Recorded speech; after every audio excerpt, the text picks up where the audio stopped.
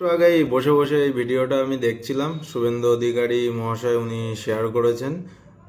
এটা কিছুই না, বিডিও জামবনি অফিসের, যিনি 2 লাখ টাকা মানে যে ধরা পড়েছেন, এবং সেটা অ্যান্টি কারাপশন ব্রাঞ্চের হাতে।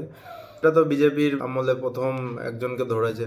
তো কেননা যত হাই র্যাঙ্কে অফিসার আছে বা যত বিডিও আছে যাদের প্রতি শুভেন্দু অধিকারীর সন্দেহ আছে, এর আগে বহু জায়গায় বহু এতে বিজেপির তরফ থেকে বলা হয়েছে, তাদের একটু আয় ইনকাম এবং তাদের সম্পত্তি নিয়ে জাজ করা হচ্ছে না।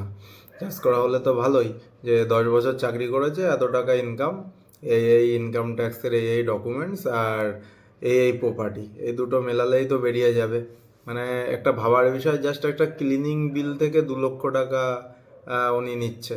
তার মানে আরও কত বিল থেকে কত লক্ষ লক্ষ টাকা, মাসে কত, বছরে কত।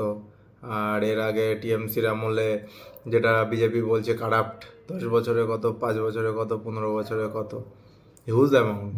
একটু ছানবিন করার অবশ্যই দরকার, কারণ সেই জায়গাতে তো এখনও সেই আমলারাই বসে আছে না, সেই টিএমসিতে যারা ছিল সেই সেট আপই আছে।